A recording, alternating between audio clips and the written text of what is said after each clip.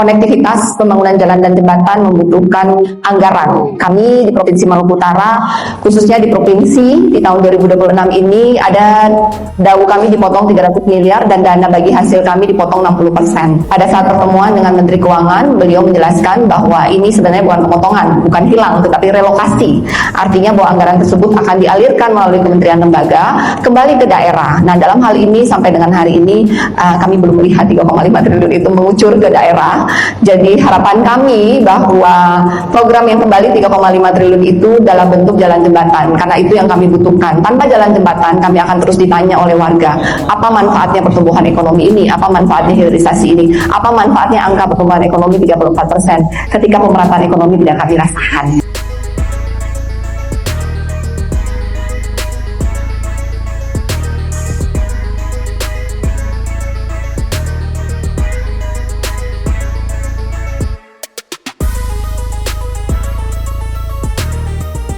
Assalamualaikum warahmatullahi wabarakatuh. Salam sejahtera untuk kita semua. Shalom. Yang saya hormati Ketua Tim Kunjungan Kerja Komisi 5 DPR RI, Bu Iren Yusiana Roba Putri, beserta seluruh anggota Komisi 5 DPR RI, selamat datang di Maluku Utara. Yang saya hormati Sekretaris Daerah Provinsi Maluku Utara, yang saya hormati para pejabat tinggi dari kementerian dan lembaga, hadir Kementerian Pekerjaan Umum, Kementerian Desa dan PDT, Kementerian Perhubungan, Kementerian Perumahan dan Kawasan Pemukiman, Kementerian Transmigrasi, BMKG, Basarnas, serta seluruh mitra strategis lainnya. Yang saya hormati juga hadir Ketua dan anggota DPRD Provinsi Maluku Utara, dan yang saya hormati Bupati dan Wali Kota se-Maluku Utara atau yang mewakili. Pertama-tama kita panjatkan puji dan syukur kehadirat Tuhan Yang Maha Esa atas rahmat dan ridho-Nya kita semua bisa hadir di pagi hari ini dalam keadaan sehat walafiat dalam pertemuan penting ini, khususnya untuk membahas pembangunan di bumi Kiaraha yang kita cintai ini. Atas nama pemerintahan Provinsi Maluku Utara, saya memberikan apresiasi yang setinggi-tingginya dan mengucapkan selamat datang kepada Komisi 5 atas kunjungannya di Maluku Utara. Kehadiran Bapak Ibu menjadi bentuk perhatian pusat kepada kami di daerah di Maluku Utara. Seperti yang kita ketahui bahwa Provinsi Maluku Utara adalah provinsi dengan pertumbuhan ekonomi tertinggi di tahun 2025 dengan angka year on year 34%. Tetapi kemudian secara jujur kami menyadari bahwa masih ada permasalahan di lapangan dan menjadi keluhan masyarakat, yaitu bahwa angka pertumbuhan tertinggi ekonomi di Indonesia tidak berbanding lurus atau tidak tercermin dalam pemerataan pembangunan serta ekonomi di Maluku Utara. Salah satu penyebab utama itu adalah belum adanya konektivitas yang berkelanjutan. Salah satunya masih menjadi banyak PR untuk jalan dan jembatan yang belum terkoneksi. Maluku Utara ini demografinya itu 60% adalah petani, dalam hal ini adalah petani kelapa dan kopra, dan 20% adalah nelayan. Mereka sangat membutuhkan akses jalan dan jembatan untuk bisa mentransport bahan produksi kopra maupun hasil tangkapannya ke pasar. Dan untuk daerah-daerah yang masih belum terkoneksi, kemiskinannya masih sangat tinggi dan pertumbuhan ekonominya stagnan. Seperti yang kita ketahui bahwa Maluku Utara itu ada sekitar 975 pulau, indeks risiko bencananya juga sangat tinggi di angka 145. Pemerintah pusat punya beberapa percepatan infrastruktur, salah satunya dengan IJD. Kami mengucapkan terima kasih. Provinsi Maluku Utara di tahun 2025 kami mendapatkan bantuan IJD sekitar 300 miliar. Semuanya adalah ruas dari kabupaten, ruas provinsi belum mendapat sentuhan dari IJD. Kemudian fokus kami sampai dengan 2030 yaitu selain membangun jalan provinsi dan kabupaten, yaitu membangun pemerintah SOFIVI, karena sudah 26 tahun menjadi ibu kota tetapi infrastrukturnya masih jauh mencerminkan ibu kota dengan pertumbuhan ekonomi tertinggi di Indonesia. Kami sudah menyiapkan usulan dengan total sekitar 2,9 triliun yang dibagi IJD. Dalam hal ini usulannya adalah jalan provinsi dengan senilai 789 miliar serta percepatan pembangunan kota Sofifi 686 miliar. Penanganan pasca bencana di bulan Januari kemarin ada banjir yang melanda Kabupaten Halmahera Barat dan Halmahera Utara yang menyebabkan banyak jembatan putus dan butuh normalisasi sungai di beberapa titik. Selain itu juga ada program sanitasi serta penataan kawasan strategis dan program air minum, sinkronisasi air baku, program irigasi, dan penanganan jembatan. Untuk diketahui, Maluku Utara itu kebutuhan berasnya itu baru 15% yang disuplai dari dalam Maluku Utara, 85% semua masih kita ambil dari luar Maluku Utara.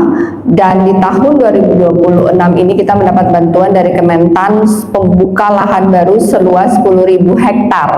Oleh karena itu, sinkronisasi dukungan program irigasi sangat penting untuk bisa membantu Maluku Utara sesuai dengan perintah dari Pak Presiden untuk mencapai ketahanan pangan dan swasembada pangan, dalam hal ini beras.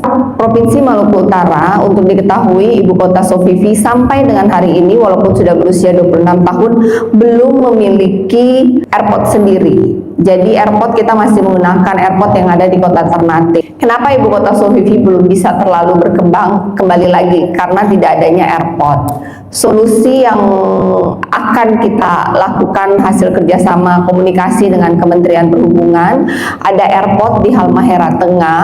Saat ini sudah berjalan, yang dibangun oleh kawasan industri yang kemudian bisa dipakai secara komersial. Jalur normal yang kita miliki saat ini dari Sofifi ke airport tersebut, mereka biasa sebutnya airport ceker, itu 3,5 jam. Dengan ruas baru yang kita namakan Transkiaraha, yaitu dari Jalan Ruas Ekor ke SP4 Kobe, itu jika selesai maka Sofifi ke airport sekitar 1 jaman. Kita sudah menggunakan APBD untuk buka jalan dan sirtu. Kita membutuhkan bantuan dari IJD membantu untuk aspal. Untuk diketahui, di Halmahera Tengah itu ada kawasan industri dengan total investasi 20 miliar US. Dan kemudian di Halmahera Timur, yaitu di Buli dekat Maba, ada kawasan industri yang baru diresmikan oleh Pak Presiden tahun lalu dengan total investasi sekitar 15 miliar US. Jika Maba Sagia ini terkoneksi, maka dua kawasan industri terbesar di Maluku Utara akan terkoneksi dengan jalan tempuh sekitar 1 sampai 2 jam. Saat ini kalau muter antara Halmahera Tengah muter sampai ke Maba Halmahera Timur itu dibutuhkan waktu mungkin di atas 10 jam.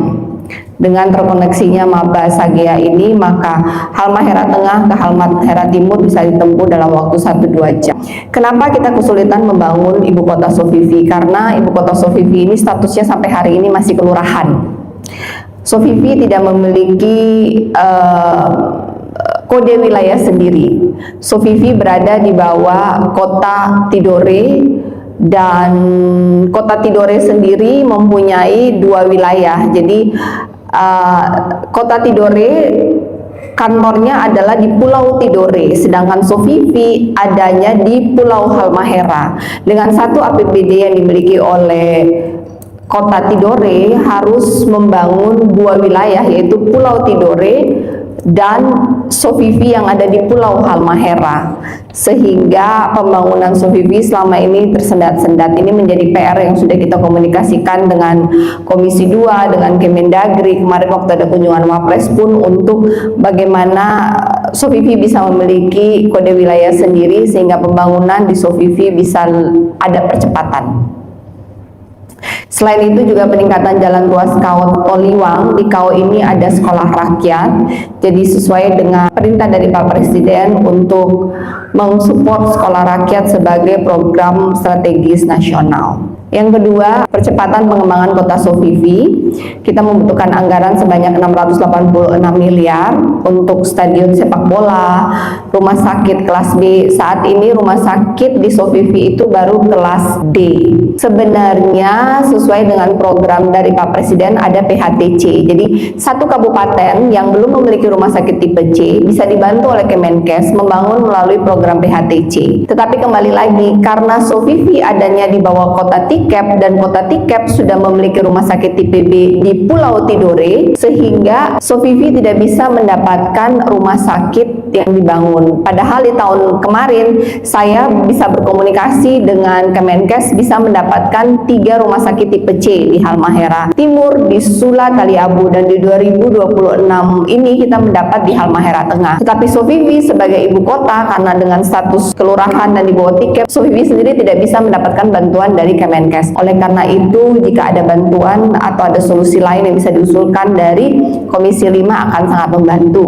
Dan pasar higienis, hal yang sama. Tikep sudah membangun pasarnya di Pulau Tidore, dan pasar yang ada di Sofifi ini sudah sangat tidak representatif. Lahannya sekitar 3 hektar, jalannya udah rusak semua, pembangunannya sudah cukup lama, bangunannya sudah hancur.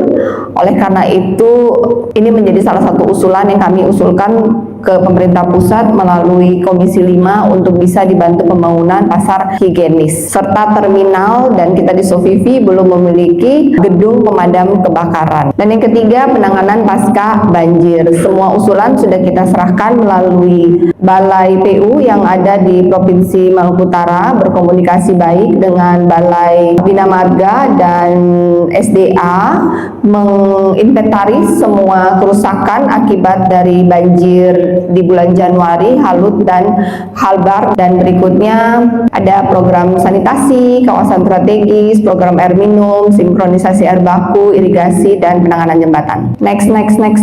Selain dari itu, dalam kesempatan ini karena Komisi 5 sudah hadir, kami sudah mengirimkan usulan ke Kementerian PKP terkait dari banjir Januari kemarin, Halut dan Halbar. Lumayan banyak rumah yang rusak, sekitar 300-an rumah, dengan rincian perlu bangun rumah baru 55 unit dengan total nilai 23,7 miliar. Semoga melewati Komisi 5 ini bisa menyambungkan pesan kami ke kementerian. Di tanggal 2 April kemarin pun ada gempa bumi dengan 7,6 SR, dan kami sudah merekap kerusakan berat, sedang, dan ringan dengan total anggaran yang dibutuhkan 28,7 miliar untuk pembangunan rumah-rumah dari korban gempa. Intinya adalah bahwa tanpa konektivitas maka logistik itu menjadi tinggi. Pemerataan tidak bisa terjadi. Oleh karena itu, konektivitas pembangunan jalan dan jembatan membutuhkan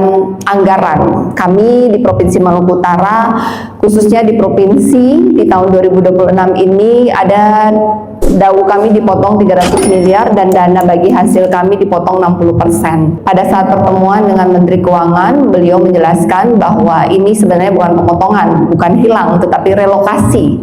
Artinya bahwa anggaran tersebut akan dialirkan melalui kementerian lembaga kembali ke daerah. Nah, dalam hal ini sampai dengan hari ini kami belum melihat 3,5 triliun itu mengucur ke daerah. Jadi harapan kami bahwa program yang kembali 3,5 triliun itu dalam bentuk jalan jembatan, karena itu yang kami butuhkan. Tanpa jalan jembatan kami akan terus ditanya oleh warga, apa manfaatnya pertumbuhan ekonomi ini, apa manfaatnya hilirisasi ini, apa manfaatnya angka pertumbuhan ekonomi 34% ketika pemerataan ekonomi tidak kami rasakan. Kita lebih membutuhkan konektivitas di laut dibandingkan di darat. Tanpa pelabuhan yang mumpuni, yang sesuai dengan standar, maka kapal dan dengan spek standar pun akan sulit untuk berlabuh. Selain itu, kami juga request untuk ada penambahan subsidi angkutan barang, sehingga karena di Maluku Utara mereka kebanyakan mengirim cengkeh, kopra, pala dengan biaya angkutan laut yang belum efektif dan mahal. Kadang margin mereka itu habis di logistik, sehingga subsidi angkutan barang akan sangat membantu untuk memberikan margin dan kesejahteraan kepada petani. Kami juga request permintaan bus sekolah karena tidak semua desa di Maluku Utara ini memiliki SMA sendiri. Biasanya 3 sampai 5 desa memiliki satu SMA. Ada beberapa desa dengan jarak tempuh yang cukup jauh sampai 10 km. Jadi kami sangat membutuhkan bus sekolah karena dari jumlah murid dan hitungan ekonominya masih lebih ekonomis menyiapkan bus sekolah daripada membuat SMA baru. Semua permintaan dan surat-suratnya sudah kami kirimkan ke kementerian dan akan kami titipkan kembali ke Komisi 5. Kami membutuhkan penambahan kapasitas kapal khususnya tol laut karena saat ini sebulan sekali dengan jumlah aktivitas ekonomi yang ada di kabupaten kota masing-masing kami membutuhkan minimal 2 trip per bulan. Kehadiran tol laut sangat membantu mengurangi biaya logistik di kabupaten di Maluku Utara. Hanya saja saat ini hanya sebulan sekali, oleh karena itu penambahan frekuensi tol laut menjadi 2 kali dalam sebulan sangat membantu. Kami mengucapkan terima kasih atas kolaborasinya dan mudah-mudahan ada hal konkret yang bisa diberikan dari pemerintah pusat kepada kami di provinsi. Oleh karena itu kami menitipkan pergumulan kami kepada pemerintah pusat melalui Komisi 5 untuk program-program yang kami usulkan bisa dibantu untuk pembangunan sehingga bisa menurunkan biaya logistik, bisa mempercepat percepatan ekonomi Maluku Utara sehingga kualitas hidup masyarakat Maluku Utara dan pemerataan ekonomi bisa segera terjadi. Ini dan bagaimana hasilnya, Bu? Ya, jadi kunjungan Komisi 5 DPR RI kali ini ke Maluku Utara memang kita memfokuskan Maluku Utara sebagai kawasan strategis yang masih memerlukan banyak bantuan dari pusat, terutama dari segi infrastruktur dan juga konektivitas. Jadi memang Maluku Utara ini wilayah kepulauan nomor 3 di Indonesia. Tentunya banyak sekali challenge yang harus dihadapi dan Komisi 5 DPR RI melihat bahwa harus adanya percepatan pembangunan dari sisi infrastruktur dan juga konektivitas. Nah, maka oleh karena itu hari ini kita bersama Ibu Gubernur dan juga beberapa kepala daerah, kabupaten, kota, kita merumuskan bersama tantangan ataupun pekerjaan rumah yang masih memerlukan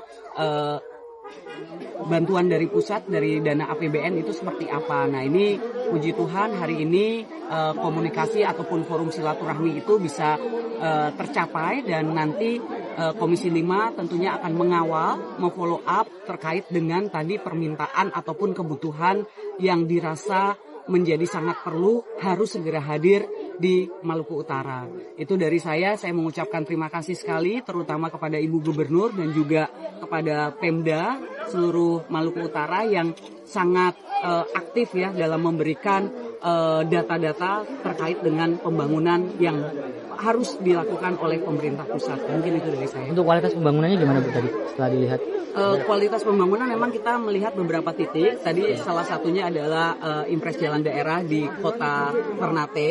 Ini prosesnya sudah 100% dan dalam masa 6 bulan perawatan sebelum nanti diserah terimakan kepada pemerintah kota. Itu yang pertama, dan yang kedua ada Sabodam di sini. Ini adalah program di dalam kita melakukan mitigasi sekaligus kemarin membangun kembali setelah dampak bencana di Desa Rua. Nah, ini kita melihat memang beberapa masih harus diperhatikan karena memang ada beberapa kekurangan dan memang belum 100% dan belum diserah terimakan. Jadi memang itu adalah fungsi dari kami Komisi 5 DPR RI dalam melakukan pengawasan supaya program-program yang dijalankan oleh pemerintah ini sifatnya bisa paripurna 100% bagus dan yang pertama adalah bisa dirasakan manfaatnya oleh masyarakat secara luas. Dan kita juga saat ini bersama Ibu Gubernur kita melihat huntap dari Desa Rua ke sini. Ini juga kondisinya memang tadi berbicara dengan beberapa warga memang masih banyak yang belum puas. Nah, ini menjadi bahan evaluasi kita supaya bagaimana ke depannya dalam pembangunan ya itu kita betul-betul bisa melihat sisi manfaat dan kegunaan bagi masyarakat. Jadi tidak sekedarnya terbangun, tetapi bagaimana masyarakat juga merasa terfasilitasi, terlayani secara 100% penuh. Nah, ini yang menjadi PR untuk kami di DPR RI, dan kami bersyukur hari ini karena pemerintah kotanya juga cukup aktif dalam memberikan kesempatan kami untuk memberikan bantuan, karena pada prinsipnya kolaborasi itu yang saat ini dibutuhkan dari pemerintah daerah dan juga pemerintah pusat supaya kita sama-sama bisa melayani masyarakat dengan sangat baik. Ibu, masalah pembangunan di utara ini kan punya banyak kendala, salah satunya Nusantara. Ya, ada perbatasan anggaran itu tidak hanya dialami oleh Maluku Utara, tetapi hampir seluruh wilayah di Indonesia. Oleh karenanya tadi dalam kesepakatan kita ya, kita jadikan ini acuan bahwa ke depan Ibu Gubernur akan memimpin musrembang yang dihadiri oleh seluruh kepala daerah di Maluku Utara, di mana kita harus mampu memberikan penilaian terhadap Semua yang sudah kita sampaikan secara lisan maupun tertulis bisa ada implementasi konkret di tahun 2026, 2027 dan dengan segera. dengan segera. Ada beberapa yang memang segera sudah sedang tender di 2026 dan masih banyak PR lagi yang mudah-mudahan bisa masuk di 2027 atau penambahan. Oke, makasih ya.